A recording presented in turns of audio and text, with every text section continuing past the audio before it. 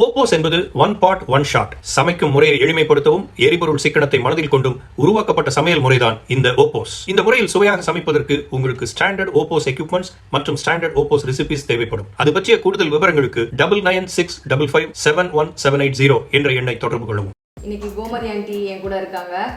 Aunty, கத்திரிக்காய் தொக்கு பண்ணலாமா? பண்ணலாமா? நீங்க தான் பண்ண போறீங்க. Very good. நான் என்னன்னு சொல்லிடுறேன், எடுத்து கொடுக்குறேன். நீங்க எப்பயும் போல நீங்க எக்ஸ்பீரியன்ஸ் பண்ணிடலாம். ஃபர்ஸ்ட் லிட் ஓபன் பண்ணிடலாம்.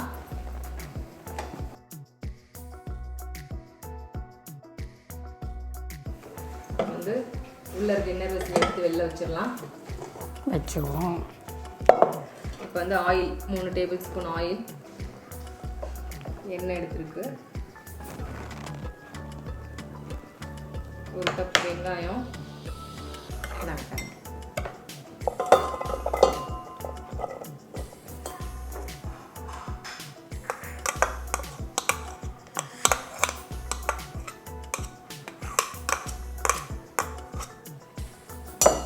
வெங்காயத்தை வந்து சைடில் மட்டும் ஸ்ப்ரெட் பண்ணிட்டு நடுவில் தக்காளி இப்பெல்லாம் வைக்க போகிறோம். சரி சரி.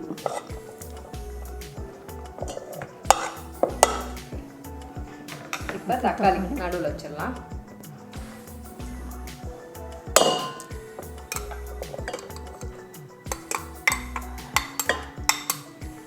தக்காளியும் போட்டாச்சு.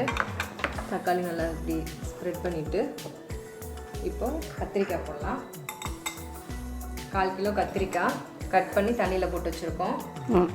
கத்திரிக்காய் உங்களை ஸ்டைலில் சுற்றி போட்டுடலாம். எல்லாம்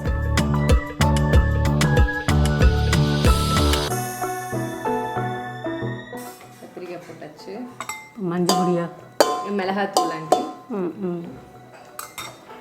1/2 ஸ்பூன் மிளகாத்தூள்,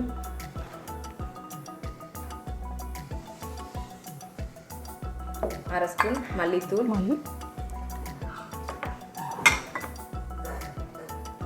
ஸ்பூன் உப்பு, 1/4 ஸ்பூன் மஞ்சத்தூள்.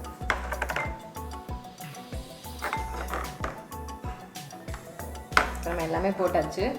நம்ம வந்து உள்ள வச்சிடலாமா? உள்ளத்துக்கு வச்சிடலாம். லிட்டை க்ளோஸ் பண்ணிடலாம். இப்போ மெனுவில் போய் நம்ம வெஜ் மோட் செட் பண்ண போகிறோம் ஆண்டி. சரிம்மா. மெனு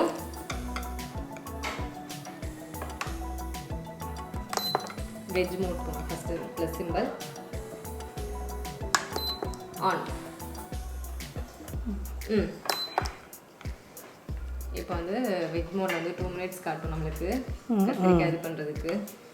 இப்போ சொல்லுங்கள். 2 மினிட்ஸ். ஆமாம், இப்போ 2 மினிட்ஸ். இப்போ நீங்கள் சொல்லுங்கள் ஆண்டி, கத்திரிக்காய் பொரியல் நீங்கள் வீட்டில் நிறையா பண்ணியிருப்பீங்க, கத்திரிக்காய் நிறையா டிஷ் பண்ணியிருப்பீங்கல்ல? ஆமாம், கத்திரிக்காய்லாம் பசங்களுக்கு சின்னவனுக்கு பிடிக்கும், பெரியவனுக்கு பிடிக்காது. ஆனால் பிடிக்காதுமா நல்லா சாப்பிடுவோம். ஆண்டி பண்ணி டேஸ்ட்டில் வந்து அப்படி பிடிச்சிருக்கும்.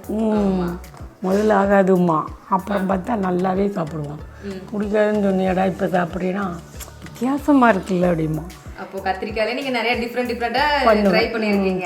பண்ணுவேன். கத்திரிக்காய் பொரியல், அப்புறம் கூட்டு, அப்புறம் இந்த கிச்சடி. கத்திரிக்காயில கிச்சடினா ரைஸ் எல்லாம் போட்டு பண்ணுறதில்ல, தொட்டுக்கிற மாதிரி, இட்லிக்கெல்லாம் ஊற்றிக்கிற மாதிரி கத்திரிக்காய் கிச்சடிமாங்க. அது பரவாயில்ல ஆண்டி. ஏன்னா சட்னி இப்போ என்ன சட்னி பண்ணுறதுனே தெரிய மாட்டேங்குது நார்மலாக வீட்டில். நீங்கள் ஏதாச்சும் ரெசிபிஸ் இருந்ததுன்னா சொல்லுங்கள், யூஸ்ஃபுல்லாக இருக்கும். நான் பண்ணுற கத்திரிக்காய் கிச்சடி எல்லாமே பேத்தி பேரன் எல்லோரும் விரும்பி சாப்பிடுவாங்க. இட்லிக்கு பண்ணுவேன், அது நல்லா இருக்குன்னு சாப்பிடுவாங்க.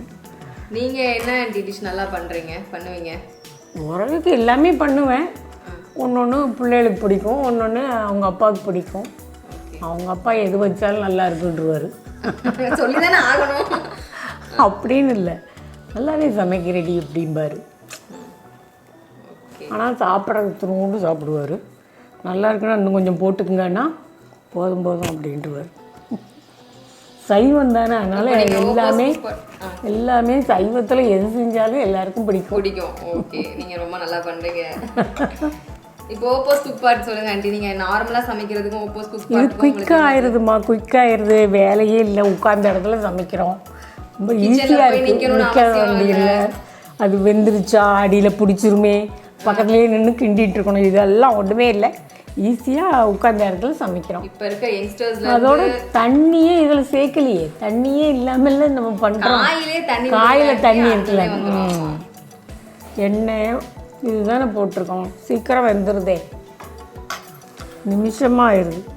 அது வேலைக்கு போகிறவங்களுக்கெல்லாம் இது நல்ல யூஸ் ஆகும். ஆமாம், கண்டிப்பாக கண்டிப்பாக.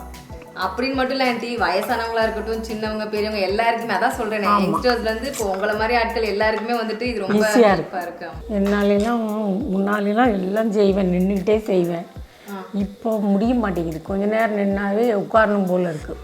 அதனால இதில் செய்கிறது நிற்காம உட்காந்துக்கிட்டே எல்லாம் செய்யலாம், நல்லா சீக்கிரம் செஞ்சிடலாம், ரொம்ப நேரம் நிற்க வேண்டியதெல்லாம் இல்லை, ஈஸியாக இருக்குது.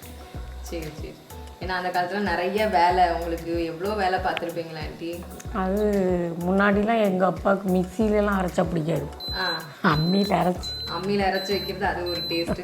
இப்போ பீப் சவுண்ட் வந்துருச்சு ஆண்டி, இப்போ நம்ம வந்து ப்ரெஷர் வந்து ரிலீஸ் பண்ணிடலாம். இது தானே? ஆமாம் ஆண்டி.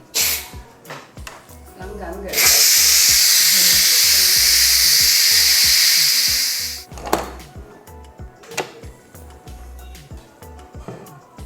இப்போ இன்னொரு வயசில் எடுத்து வெளில வச்சுட்டு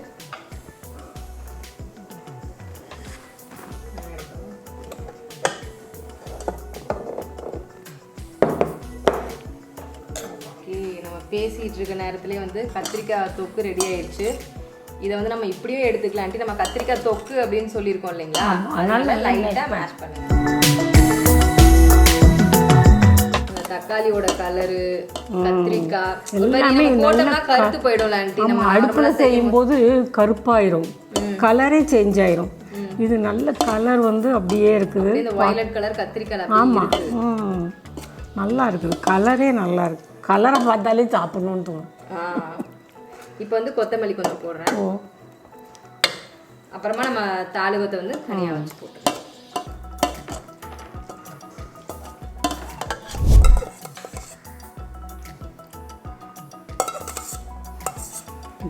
கத்திரிக்காய் தொக்கு பண்ணதில் கத்திரிக்காய் கொஞ்சம் கூட பிடிக்கவே இல்லை, கலரும் சேஞ்ச் ஆகாமல் எல்லாமே நல்லா இருக்குது, நீட்டாக இருக்குது.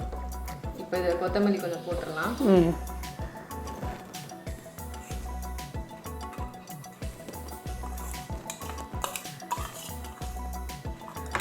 தாளிகம் ஒரு ஸ்பூன்.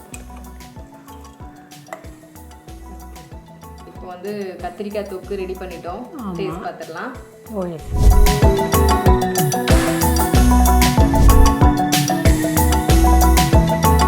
நம்ம கத்திரிக்காய் தொக்கு பண்ணியாச்சு ஆண்டி, டேஸ்ட் பார்த்து சொல்லுங்க.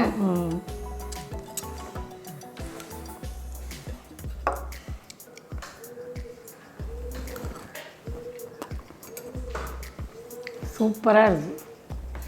ஆண்டி செஞ்ச கத்திரிக்காய் தொக்கு சாதம், சப்பாத்தி எல்லாத்துக்குமே தொட்டுக்கலாம், நல்லாயிருக்கும். சப்பாத்திக்கு இதை விட நல்லாயிருக்கும், சாதத்துக்கு, தயிர் சாதத்துக்கு எல்லாத்துக்குமே நல்லாயிருக்கும். எல்லாத்துக்கும் நல்லாயிருக்கும். சூப்பர்.